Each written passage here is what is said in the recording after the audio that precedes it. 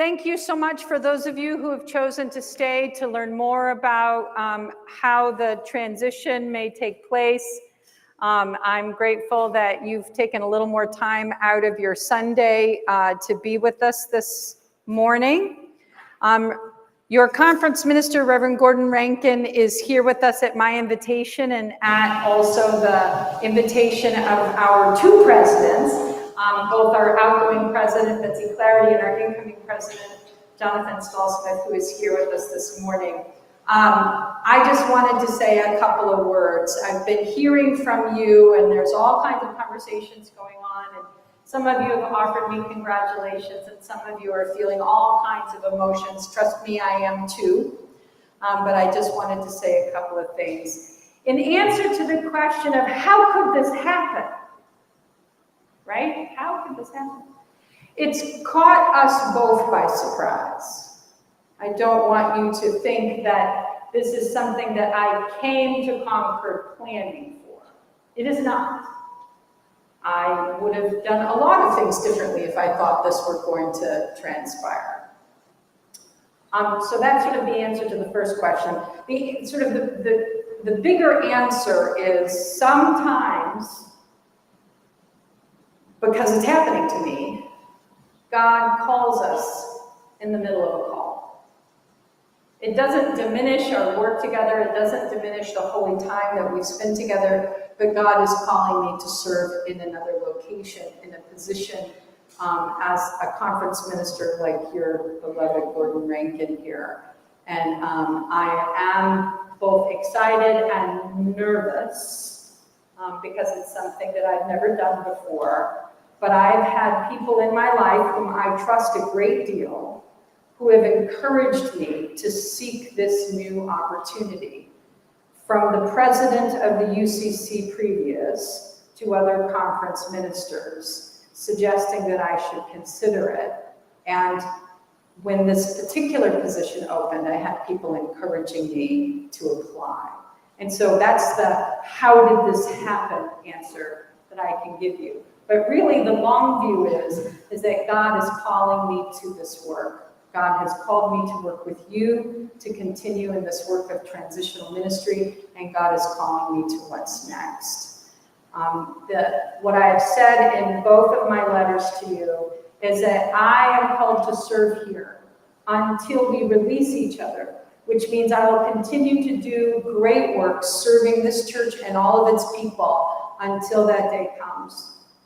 Continuing to be pastoral to those people who need that, continuing to be strategic with the leaders who ask that of me, continuing to think through the multiple things that the staff need in a future transition, continuing to provide support in a variety of ways, because I am called here to serve as your minister now until my time is complete with you. I know that you may have all kinds of feelings about this. I just want to remind you that you have some people that you can talk to. First of all, I would like to encourage you to talk to me. I know many of you have come to talk with me, and I really appreciate the time that you've spent with me. You are more than welcome. Did I lose batteries? Can you bring me some batteries? We need Duracells. This is because of its... Just use the handheld. That'll spend less time. But we need this later.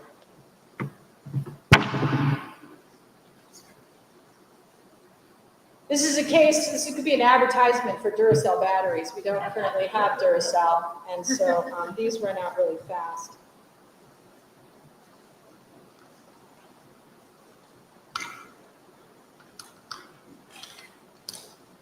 Thank you all.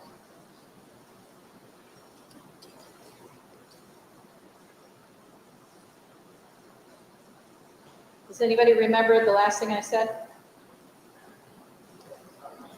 Hello, hello. Does anybody remember? Free coffee. Say it again? Free to talk to you. Yes, thank you very much. Yes, please. You can text me, you can message me through Facebook, you can email me, you can stop by, but let's schedule a time for us to chat.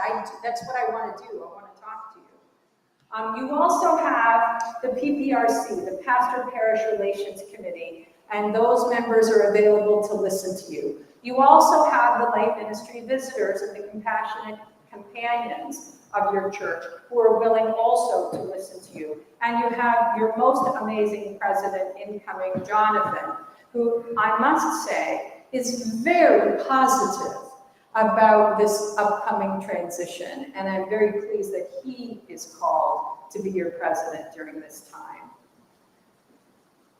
I think that's all that I wanted to say. Now, what I'm going to do is I'm going to hand the mic over to your conference minister. I'll listen to what his remarks are, and then my husband, Sriram, and I are going to leave to give you the kind of privacy that you may need. After this Q&A period, the council, am I right? The council is invited to stay a little bit longer, meeting in the chapel. And Gordon will help specifically the council figure out the quickest way forward for the transition. So I'll invite Gordon forward now.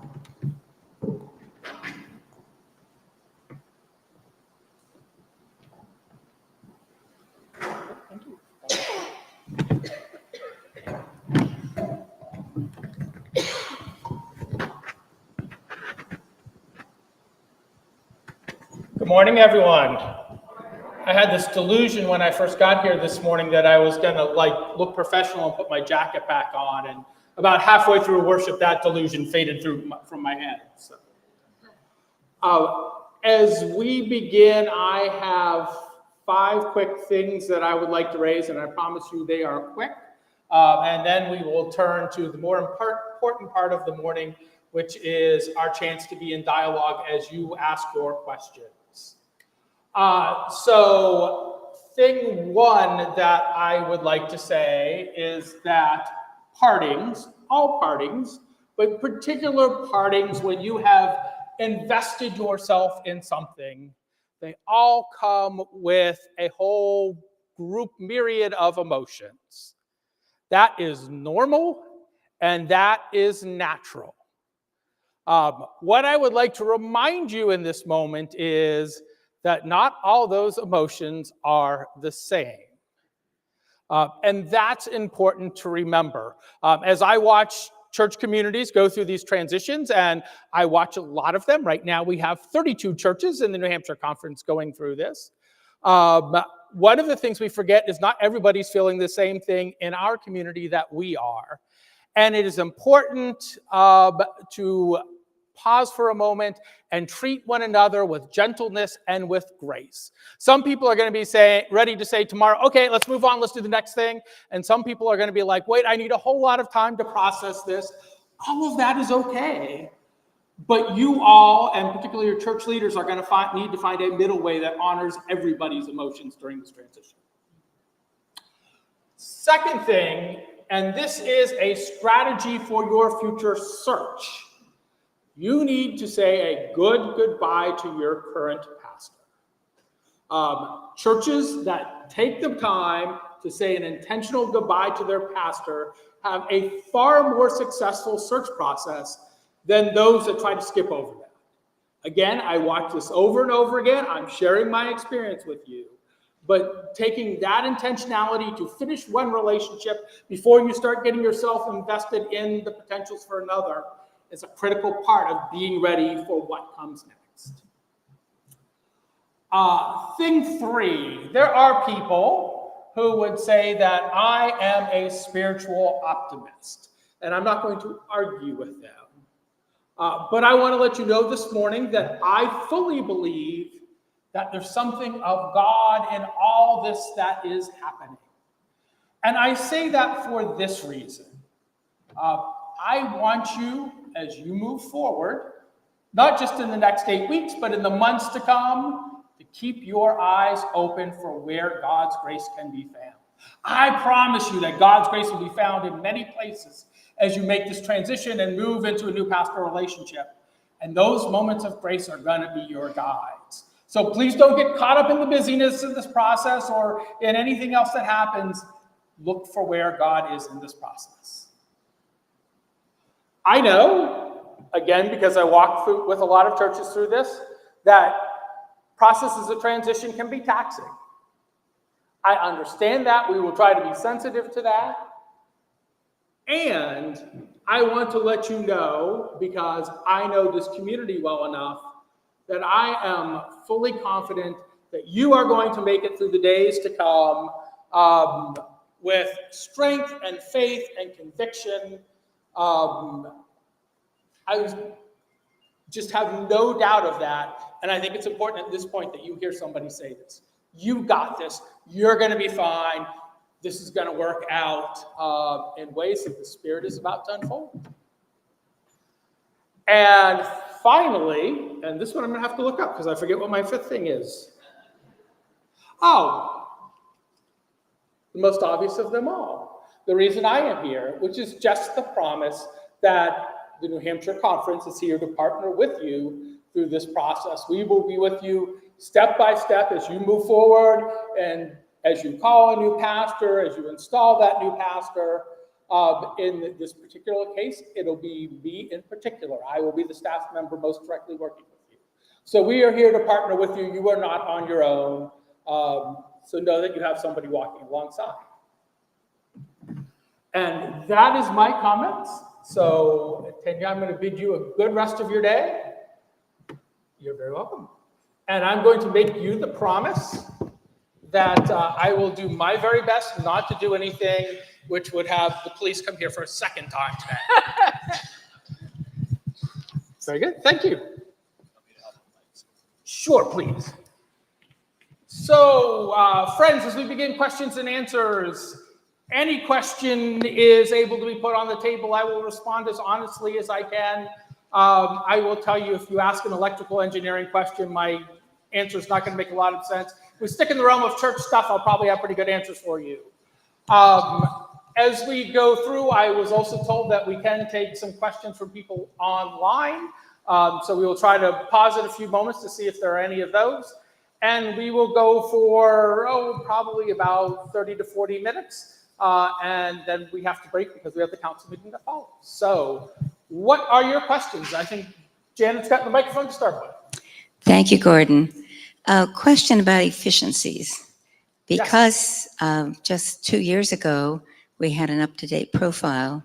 I'm assuming that the profile will only need to be updated and not recreated in some way, which would end up being the same profile updated.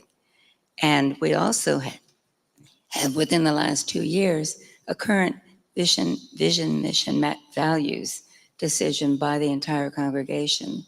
So for efficiency's sake, I'm assuming that both of those will be usable as we move forward in the next transition search. So I'm assuming the same thing. I believe that the profile that you used in the last search in large part can be used again. A few things will need to be updated, staff, ministerial staff, those type of things. The one thing that we will want to have change, and this is just a couple hours of labor, it's not rethinking everything, is one of the changes we've made in 2025 is all of our profiles are done through a database system rather than the old Word document. And you're going to say, well, why do we want to change for that? We already have it in one form. This is why I think it's worth your while to do those couple of hours of labor work. We are told, we're not there yet, but we are told what will happen is you will have full database access. So if somebody is looking for something in particular, they can go online and search for particular keywords, and the profiles for those churches will come up. Let's say they would search for small city, and up would pop South Church Concord. That, we believe, will get more eyes on profiles, so we want that ability. So the format piece will be a piece that we will look at. Content piece, I think there'll be minimal changes. You're very welcome. You're very welcome. In that same line, does the search committee remain the same people? So ultimately, that's not my decision. That's the decision of the church. But I would suspect in most situations, there's going to be a new search committee. Might it contain a few of the same people? Maybe, maybe not. But it is a different call process, so probably will be at least some new faces on it. We'll say Janet's volunteered me for enough things. Janet, I could ask you to do that one, but I see you shaking your head. Where was the hand over here? Sue. Okay. Good morning. I'm Morning. wondering, would you please just give us an overview of the process that's before us? Sure. So the search process I tend to describe in two components. There's what I call the preparatory phase, and then what I call the active phase. And the preparatory phase is getting everything ready that you need to have ready before you start dealing with live candidates. And that phase, the biggest piece we talked about is the development of a local church profile. It's also making sure that you have some other things ready to share with candidates, such as your bylaws and employee handbook, annual reports from the past couple of years, those type of pieces. And I will encourage the search committee to take a glance again at your social media presence, either in website or through Facebook or those type of things, and make sure that the message that is conveyed on those settings matches what's conveyed in your profile. Because if the stories differ, folks are going to believe what's online and not what's in your profile, and we want them to trust what's in your profile. So that's kind of the preparatory part. Then you have the active piece. This is when we've posted the position that it's available, candidates have access to your profile, all of those pieces. And that's really a process of mutual discernment. Candidates are trying to find the church that they feel called to serve next. You all are trying to find the pastor that is the next right pastor to come and serve you. And there's a set of tools to do that, reviewing those profiles that the candidates will bring, doing reference checking, watching worship services online, doing Zoom interviews, doing in-person interviews. Those are the main tools that are used for that. Sometimes there's some other extraordinary things that get put in there. But that's kind of how that part will happen. So kind of those two pieces are, that's my 3-minute explanation of a process that I can spend 3 hours explaining.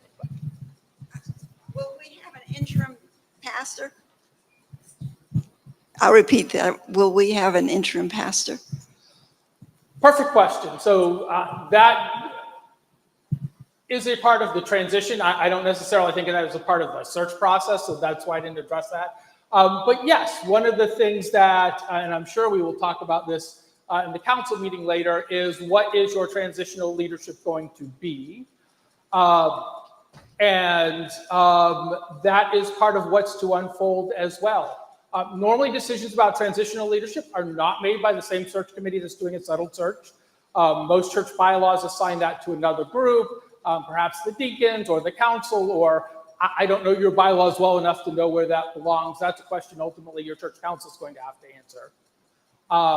I will tell you, let me offer a couple of realities. Everything in the clergy search market is really, really, really thin right now. And this is particularly true of trained interims. In the state of New Hampshire, for non-retired folks, I did this counting with another church earlier this week. I believe we have 7 folks who have trained interim experience serving in New Hampshire right now. At least one of which, perhaps 2 of which, I suspect to retire after they finish their current call. None of which are all the way through their call and available this moment. So that market is really, really thin. That's not saying something won't come along. That's not going to say that we might not be able to find somebody from Massachusetts or Maine or Vermont. And they all have the same thing. So they're not always willing to share. So my guess is what will happen is you will have periods where you are working with somebody who is just doing transitional leadership, helping with Sunday worship, some pastoral care. For a while at the beginning, that might even be week to week. Eventually, we might find somebody who will be here for a chunk of time. But I don't think you will have an interim pastor starting on October 19th or whatever the first Sunday after Tanya leaves is. There very well may be a possibility through the course of this. That's just a matter of timing and who's coming and who's going. And we will see. question back there.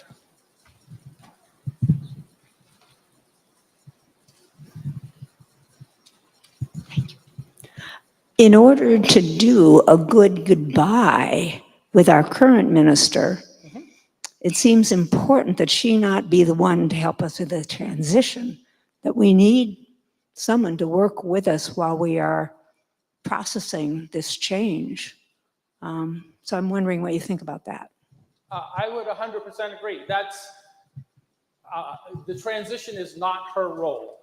One of the things that all clergy commit to, well, not all clergy, all UCC clergy commit to when they were ordained is that we will not impact the ministry of our successor. That means that we're not supposed to be involved in what happens in the transition towards the next person. Might there be some minor ways where you say, hey, can you give us this information so we can slip it in the profile or something like that? Yeah, those things are okay. But really, the processing and work towards that, that's my responsibility to work with you, not Tanya's. Your time with her over the next 8 weeks is really about focusing on that goodbye, giving her space so she has time to meet with people individually, meet with people in groups, and do that goodbye work, not to get you ready for what comes next. That's where you work with me.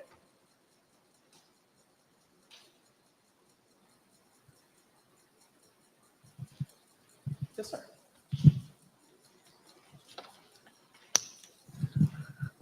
I'm wondering what kind of a pool there is out there for permanent ministers. How many applications are you getting for those 32 openings that you say exist now in the New Hampshire Conference?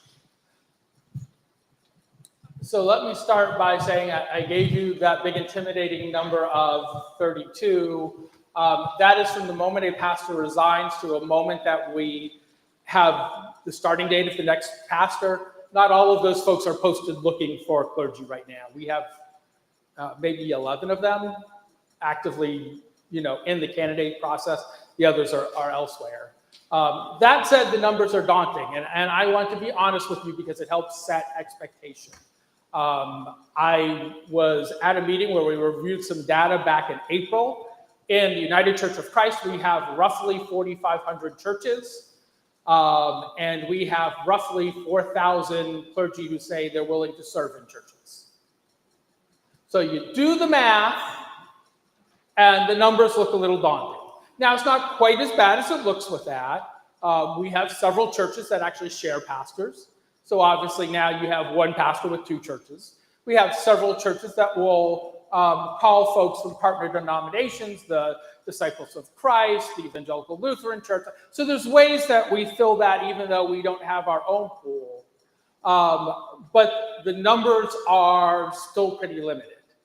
And that trajectory continues pretty much year by year right now. In my 7 years serving here in New Hampshire, the church that I have seen receive the most profiles was North Church in Portsmouth, which was somewhere in the mid-20s.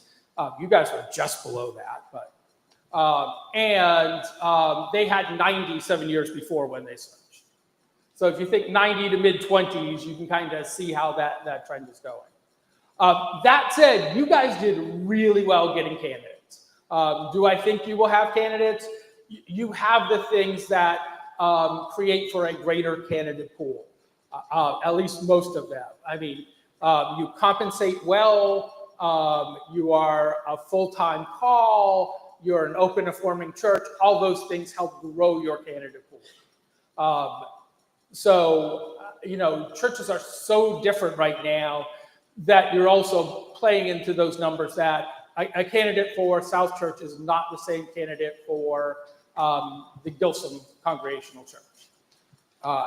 You're just different markets, different pieces. So I do believe there will be candidates there for you. I suspect you will have roughly the same that you had a couple years ago when you were looking for Tanya, probably the upper teens, maybe into 20. I can't promise, that's my guess, but from what I see happening in the market, that would be my guess.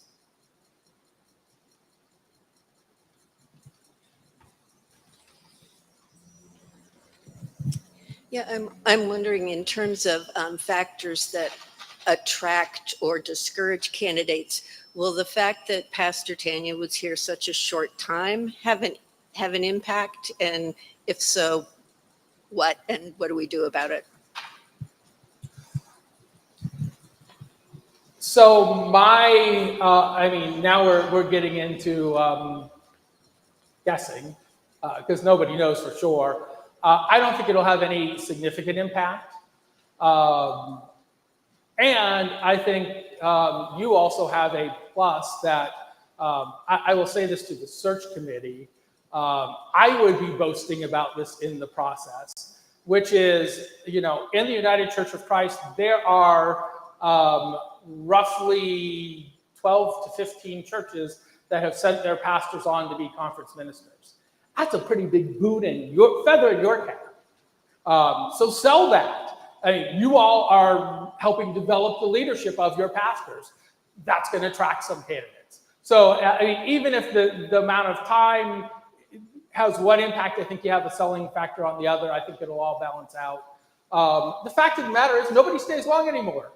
From the data we had at the end of 2023, the average pastoral stay is less than 7 years, and that is also decreasing. So there are no long, I don't want to say no, there are exceptions, because obviously you have to have something on the other side of that 7 to balance it out. But long-term calls are very rare.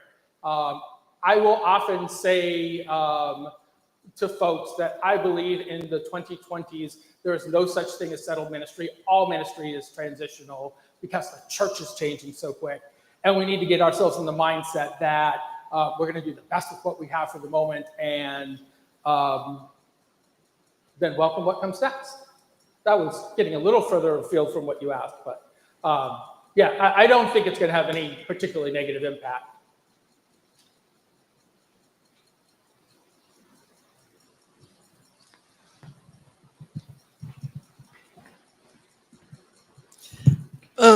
I just have a question about the impact that this change is causing. Do you have some suggestions in terms of how we deal with the differing emotions that are going on right now? I'm mindful that, there's been a lot of little one-on-one conversations, and those can be very divisive, and I'd be interested in knowing your suggestions in terms of how to deal with that. Especially, there's a lot of anger, there's a lot of hurt, there's a lot of feeling, well, she's been great. There's a lot of people saying, I'm not too sorry to see her go. Mm-hmm. So, what is your suggestion to how we deal with that?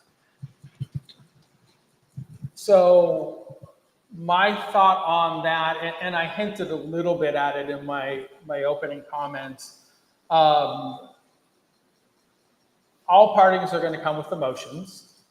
Not all emotions at times of parting are totally logical. A true story. So the last time I left the church was a little over 10 years ago. And in my last week, I had lunch with one woman from my church. And we sat and we talked for about 40 minutes. And then I could just see the look on her face change. And I know this was the reason she asked to have lunch with me. And she looks at me and says, I always thought you'd be here to do my funeral. And I understood there was a spiritual need there that needed to be addressed. At the same time, my brain is saying, this is completely illogical. I'm 12 years older than you. What would have ever made you think I'd be here to do your funeral? But the spiritual needs are what need to be attended to. I mean, we have to understand that not all these emotions are going to be logical for everyone. So I think my core of my answer is, you're not going to just wish emotions away. You're not going to decide, okay, well, we'll have emotions until this day, and then we will move on. We'll just do the search stuff. You've got to live through them. You're going to have to live through them as community. You're going to have to have space to own them. And that's what it's going to, that's when you've given that space to one another, that you're going to be able to move forward. I really meant what I said in the opening, which is understand that not everybody in the church are going to be the same place. You guys are going to have to show grace to one another. And part of that is not engaging in the, I want to win you over to feeling the way I'm feeling at this moment. Please let so-and-so and so-and-so feel what they feel as they let you feel what you feel. It's all okay. That's how you make your way through it. I think intentional space to get through it is the only way you make your way through it. It's not the emotions are not going to go away any other way. Some of this you're going to want to and need to share with Tanya. That's okay. That's part of being in the role as a pastor, is knowing that that's a mantle you're going to have to, wear in your parting. And some of it may not belong there. That's all okay too. Your feelings and emotions at this time are all good, and feeling them is the way you move through them.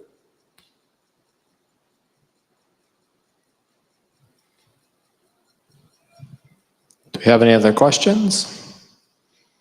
So I I've guess, seen David's hand up, but maybe yeah. All right, well, seeing none, I guess, Gordon, I'll piggyback a little bit on the positive attitude. I think of a movie that I saw when I was a kid. It was my favorite movie, one of my favorite movies, still is. Has anybody seen Remember the Titans, the movie? A few hands. All right, so Remember the Titans is about a high school in Virginia that in the early 1970s had to integrate white and black. And the first experience of that was football. So they went off to training camp, and they had the black kids and they had the white kids, and they weren't integrating very well. The captain of the team, Gary, who was white, confronted Julius, who was black. They both played linebacker together, and Gary got in his face about Julius being selfish. And Julius said, you want me to sacrifice for the team? What team? And Gary said, that's the worst attitude anybody could have. And Julius looked at him and said, attitude reflects leadership, Captain. So I think as we go through this, my role is to maintain a positive attitude. I certainly have my own emotions, but I do have that positive attitude that we will get through this. We will create a solution, and we will find a great pastor, and I'm looking forward to leading that. So I hope that you'll all feel comfortable coming up to me and speaking to me about what you're looking for. Before we wrap up, can we check with Walt to see if there were any online questions? No. Okay. All I right, just didn't want to forget about that. Becky, Oh, I you have think one? we have one here.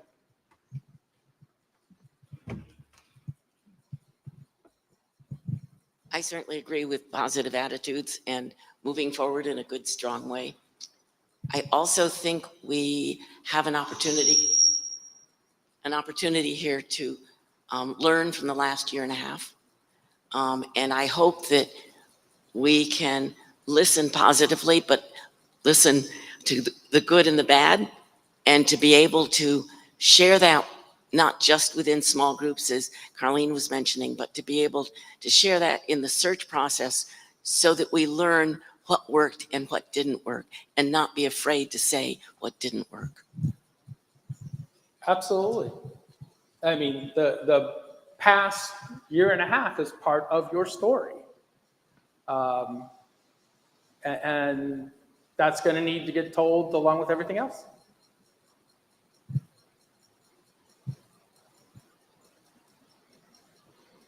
All right, I guess if that's it, we will have council. We'll meet up in the chapel area, and everybody else have a great Sunday.